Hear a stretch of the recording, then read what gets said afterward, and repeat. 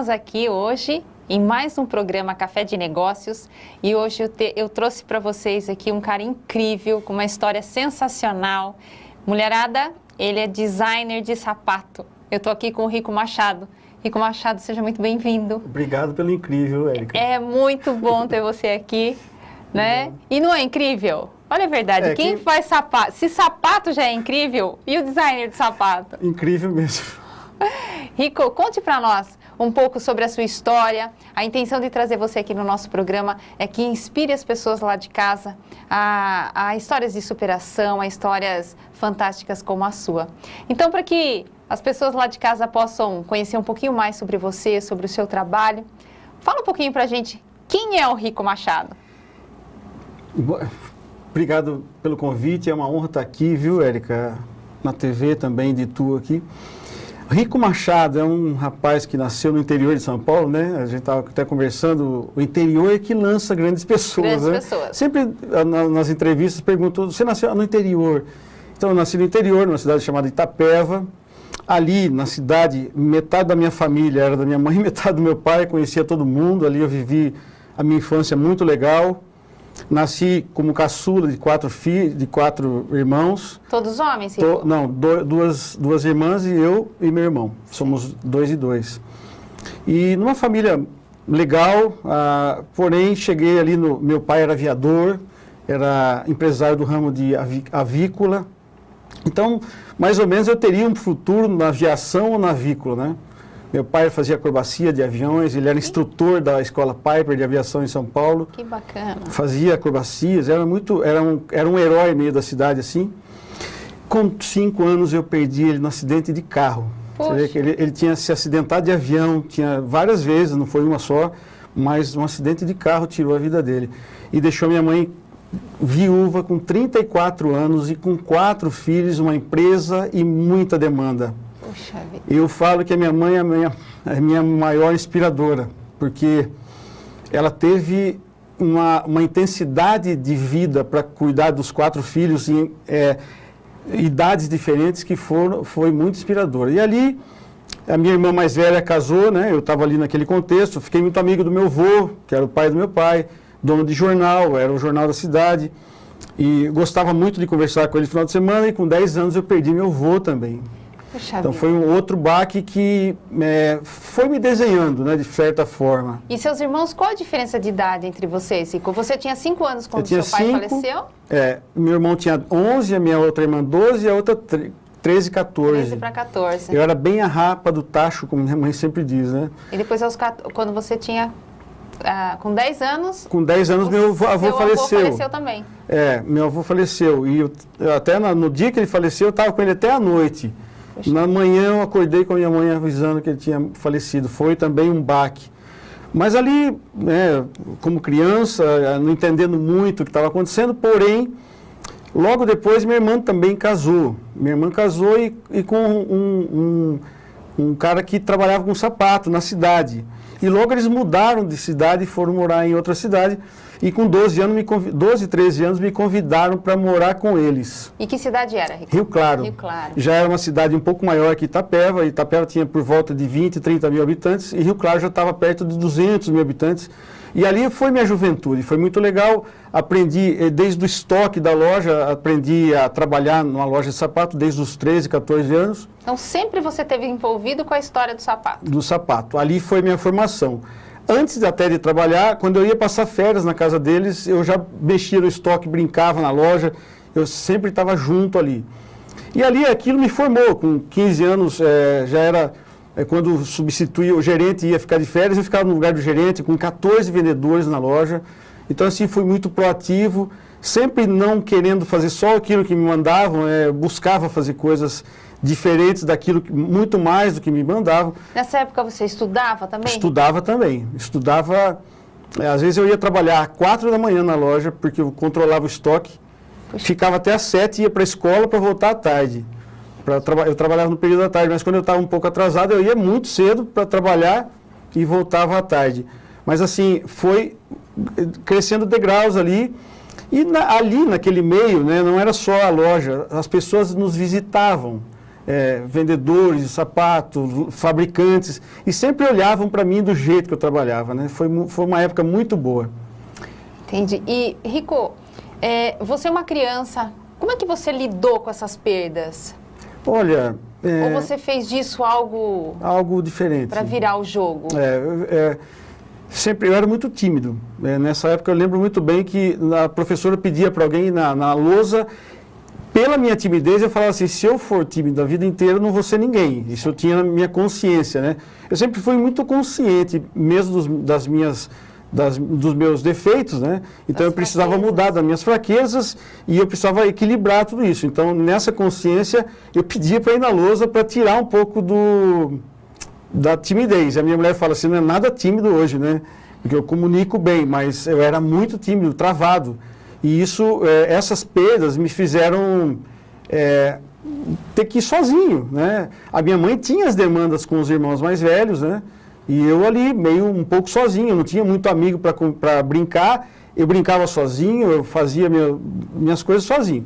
E estudava também. E sua mãe continuou tocando a empresa nessa época? Não, ela ficou mais uns 2 anos, eu acho, não lembro muito bem, mas ela vendeu logo após. Ela vendeu e a empresa foi para um parente, assim, meio parente dela, e eles tocaram muito tempo, mas a minha mãe voltou a ser professora, ela trabalhou em grandes empresas também, como... aquelas de produtos de beleza, né, de perfumes, foi promotora de vendas, diretora de vendas, então assim, ela também sempre gostou muito de vendas. Entendi. Que é o meu caso também, né, gosto muito de vendas, trabalho com sapato e gosto de vendas. E aí, morando lá, substituindo o gerente com 14 anos? Sim, uma intensidade, foi muito bom lá, cidade muito boa, fiz muitos amigos lá, estudei em Rio Claro, cidade maravilhosa, e ali... Logo depois, quando eu fui fazer faculdade, às vezes na faculdade, que eu voltava no sábado, eu tinha clientes me esperando para atender no sábado. E você fez faculdade onde e do quê? Eu fiz em Bragança Paulista de Administração de Empresas. Ah, tá. E isso continuando lá na loja de sapatos? Quando eu vinha na loja, tinha umas clientes que estavam acostumadas, que eu pegava no pé assim para trocar o sapato para elas. E elas, senhorinhas, sabe? Certo. Se esse menino não vier, eu não vou comprar mais aqui. Então meu cunhado falou assim, ele vai vir de sábado atender a senhora. Daí ele ligava para mim, Rico, você precisa vir de sábado atender. E aí, ali eu cresci, nesse meio, fiz a faculdade, porém, eu gostava da venda, da área de relacionamento com clientes, né? E aí eu fui fazer um teste numa empresa, de 29 pessoas, 9 passaram, eu estava no meio, depois 5 passaram, eu estava no meio, depois uma passou, eu era o escolhido. Aí, só que naquela semana que me escolheram, uma empresa multinacional grande, colocaram um sobrinho do diretor no meu lugar. E aí eu falei, não, aí foi uma decepção que eu falei assim, eu acho que eu não quero isso. Eu não quero ficar dependendo disso, não é escritório, não é meu lugar. E aí eu voltei para a loja, tranquei minha matrícula em setembro, voltei para a loja dia 8 de setembro, depois do feriado do dia 7, e fui o primeiro vendedor do dia 8 de setembro até o dia 30, o primeiro vendedor de 14 vendedores. Eu já tinha perdido uma semana e ganhei o prêmio de venda do mês. Rico, então eu falei, é isso que eu queria fazer mesmo, né? Você estava com quantos anos nessa época, Rico? Aqui eu estava com 22, 23. Jovem ainda. Nisso, aí eu fiquei até dezembro nessa loja, do meu cunhado que eu voltei. Em janeiro eu comecei a viajar, eu fui procurar a ser representante de fábrica de sapato. Eu queria alguma coisa a mais. E fiquei durante 20 anos viajando. Viajei o estado de São Paulo inteiro, vendi até para fora do país. O estado de São Paulo, Paraná, Minas Gerais, Rio de Janeiro, e também atendi clientes fora do país. Então, assim, trabalhei 20 anos vendendo muito sapato, vendi muito sapato. Em 98, vim morar em Itu. Casei em 96, em 97, aliás, dia 1º de fevereiro de 97, com a minha linda mulher maravilhosa de Marisa, que você conhece bem. Sim. E vim para Itu dia 10 de outubro de 98, fizeram 20 anos agora. E montei uma loja chamada Espetáculo. E foi uma loja um sucesso maravilhoso no começo. Era minha paixão sapato, era tudo que eu queria, porém, ali não foi demanda de governo, não foi demanda de economia, não foi nada. Foram erros meus, seguidos de falta de planejamento, que eu quebrei praticamente. Foi uma loja que foi da glória à quebra muito rápido. Foram 5 anos de loja. Ela fez uma história, mas foi um momento muito triste da minha vida. Então, Rico, falando agora até um pouco de empreendedorismo, né? Nem sempre conhecer do produto é suficiente. Nem sempre. Né? Porque a sua história é uma história de quem conhece o produto, né? Então, é importante a gente até dizer isso para quem está em casa, para as pessoas que estão nos assistindo, que querem entrar nessa área. Não basta só conhecer o produto, eu preciso ter know-how para administração, eu preciso ter know-how para gestão, eu preciso saber comprar barato, eu preciso conhecer fornecedor. E esse foi o meu grande aprendizado nessa quebra. Foi o fundamental é entender que não era só a minha paixão, eu precisava colocar planejamento, estratégia, controles no meu vocabulário. E aí você quebra e depois? Depois eu voltei a viajar vendendo sapato. Certo. E fui de novo, foi um sucesso as minhas vendas. Campeão de venda de 14 vendedores do Brasil, 14, 15. Eu saí da última colocação quando eu peguei uma fábrica grande de sapato feminino. E entrei assim meio na rabeira do povo, né? E ninguém olhava para mim, ali os vendedores olhavam assim meio diferente para mim. E eu fui a cada semestre subindo os degraus. Aí cheguei num primeiro lugar, que foi uma coisa que daí todo mundo falou, nossa, esse Rico, ele conseguiu chegar em primeiro lugar. Foi uma coisa... Porque daí eu já estava me preparando não só naquela paixão que eu tinha. Eu lia muito, daí eu comecei a fazer cursos. E você sabe muito bem que isso transforma a vida das pessoas. Sem sombra de dúvida. E depois de você se preparar, trabalhar, fazer muitos cursos, o que a vida te deu, Rico? Vai falar agora? No próximo. No próximo bloco a gente fala para vocês. Aguarde, eu te espero já já. Vamos ouvir o que o Rico acontece com a vida do Rico depois de toda essa luta, essa quebra que é muito comum acontecer com os grandes empreendedores. Aguardo você.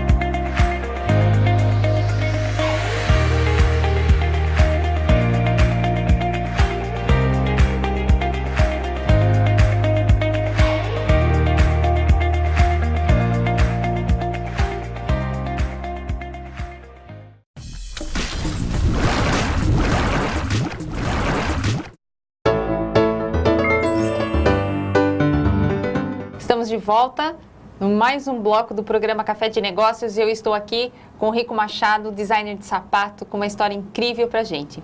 Rico, me fala uma coisa, no primeiro bloco você contou aí toda a sua história de superação, você perdeu o pai, você tranca a faculdade, volta para a sua paixão que é vender sapato, entra numa empresa, se torna aí um dos maiores vendedores de sapato. Fala uma coisa para mim, Rico, qual é o segredo para ser vendedor? Porque as pessoas dizem muito isso, né? Eu não sei vender. Qual é o segredo? Conta pra gente aí. Olha, Érica, é uma pergunta interessantíssima. A venda, ela tem assim, a organicidade dela ou a toxicidade dela.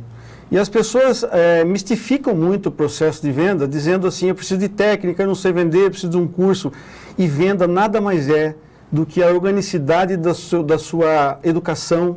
Relacionamento, como você recebe um cliente, como você está disposto a servir o cliente. Não ele resolver seu problema, mas qual o problema qual a experiência que você quer gerar para ele, que você vai resolver o problema dele. E aí isso tem que vir de dentro da gente, como a educação que a gente tem, como a gente recebe as pessoas, como a gente se relaciona, como a gente se importa realmente com as pessoas. Rico, você acha que a gente nasce assim ou não? Não, a gente pode se aprimorar em tudo que a gente...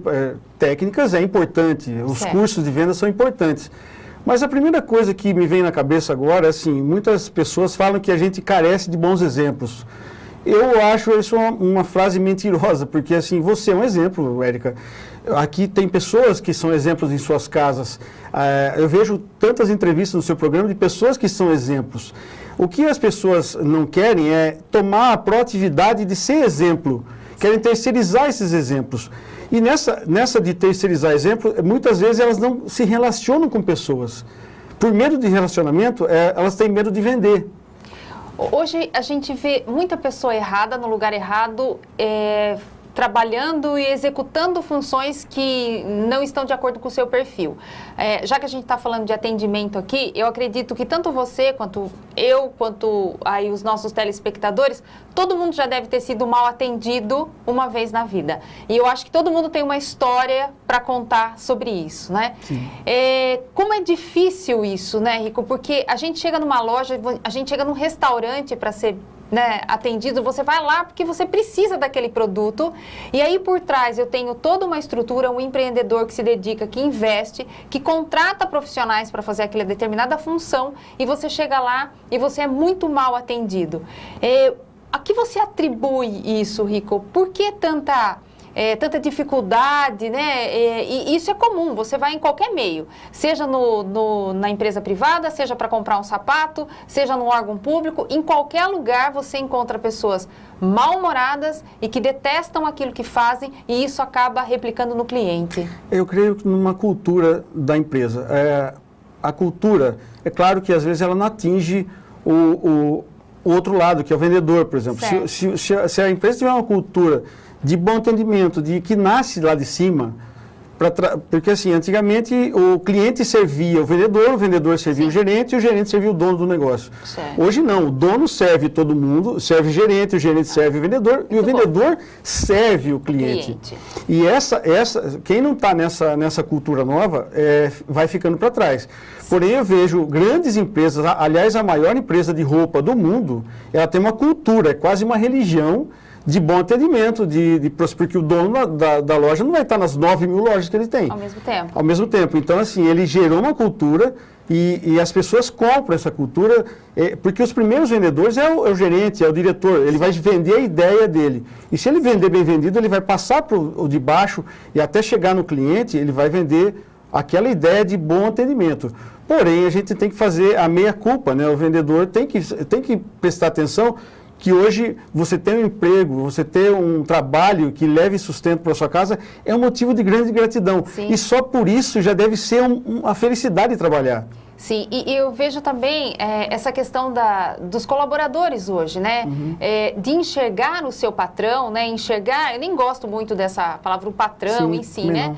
Como, na verdade, o seu cliente. Sim. Porque são nossos clientes, né? As pessoas para quem a gente presta serviço, eles são nossos clientes. Você está vendendo tempo, né? E você está vendendo a sua expertise, você está vendendo a sua especialidade de ser, por exemplo, um vendedor, seja de sapato, seja de qualquer contexto ali. Mas também você falou uma coisa bastante interessante, né? Que essa cultura tem que ser top-down, né? Tem que ser lá do CEO, do presidente da empresa para baixo. Desmistificando o processo de venda, eu vejo assim, até você vê numa cabine de pedágio. A pessoa está ali, às vezes, nervosa, pega o dinheiro, olha, nem dá bom dia. Olha a oportunidade de gente que passa ali todos os dias, que ela pode... Um cara dono de uma empresa passa assim, cara, você foi tão simpática comigo, tá aqui meu cartão, me procura que eu tenho uma oportunidade para você. Então, às vezes, a pessoa...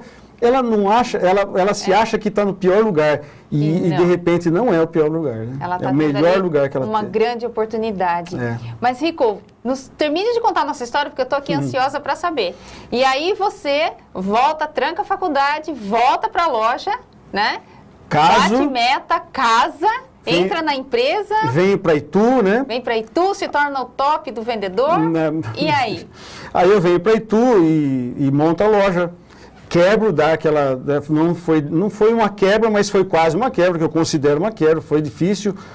Trabalhei muito para pagar tudo depois, estou no mesmo ramo, quer dizer, não fugi desse ramo. Sim. Eu estou porque eu limpei tudo isso, né? Mas com muito trabalho depois. Sim. Aí, com novas expertises, novos aprendizados, eu resolvi montar uma loja chamada Clube Shoes, que foi ali no Gasola, que se tornou Rico Machado. Só que eu montei a loja com as mesmas características de lojista, que vai lá na fábrica, compra o sapato e vende para o cliente.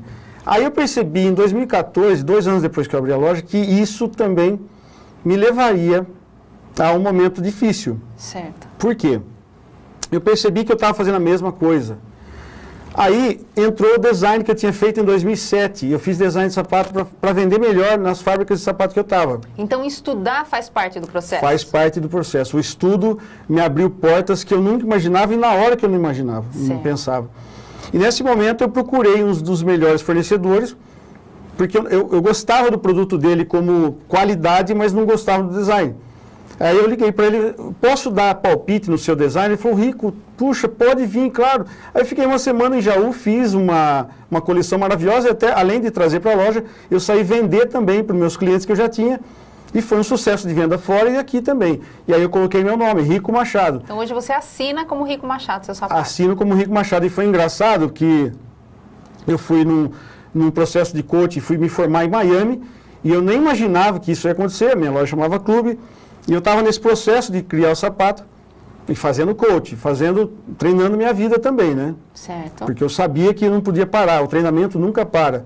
Aí o dono do curso me chama lá com 70 pessoas do mundo, ele chama Rico Machado de Brasil. E quando ele chamou Rico Machado, meu apelido é Rico, meu nome é Ricardo Machado, mas nunca ninguém tinha falado Rico Machado junto. Sempre é Ricardo Machado Rico. Aí a hora que ele juntou, eu falei, cara, essa é a marca que eu vou criar.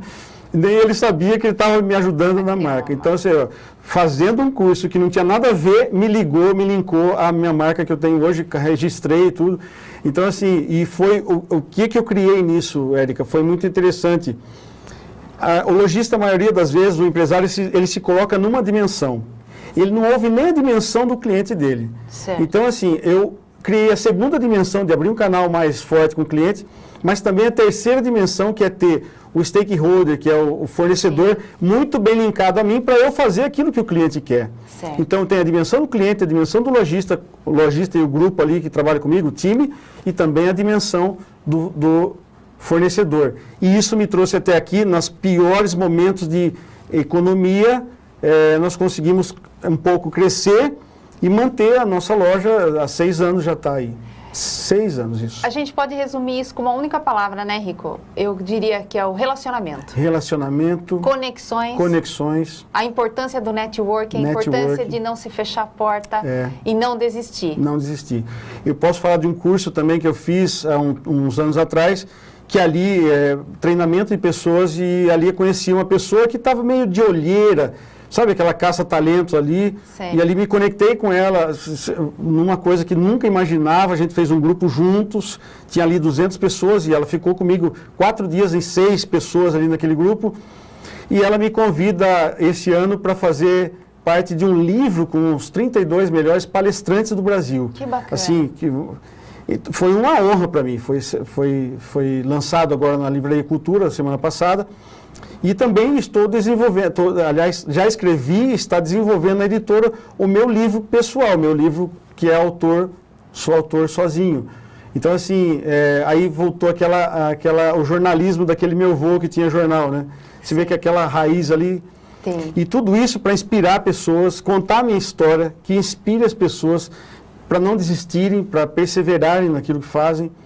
Rico, quando você revisita o seu passado, né? Aquele menino de 5 anos lá atrás, que tinha o pai, né? Que tinha tudo pela frente e de repente aí num trágico acidente tudo se acaba. Eu vejo como uma grande oportunidade que Deus me deu. Deus, Ele dá uma oportunidade grande para a gente e a gente pode sempre ver o copo meio cheio ou o copo meio vazio. Então, assim, eu prefiro ver o copo meio cheio. E Deus me traz presentes maravilhosos. Até nesse livro que eu escrevi, ali eu coloco 70 pessoas que me conectaram, me desenharam a ser quem eu sou. E em gratidão. Porque o sapato tem 70 insumos. E aí eu faço uma analogia de um sapato inteiro com eu hoje, com 70 pessoas que me desenharam até aqui, que foram importantíssimos. É claro que tem casas decimais. Sim. Entre um ponto e outro desses 70, mas ali os 70 que me marcaram, que me deram aquela direção naquele momento que eu precisava. E Deus colocou todas as pessoas na minha vida. E a gratidão é muito bonita, A gratidão é maravilhosa, ela está incorporada em mim. Rico, deixa um recado para as pessoas que estão lá em casa nos assistindo, uma dica, uma palavra. Eu vejo que você fala muito de Deus, com certeza você deve ser cristão. Sim.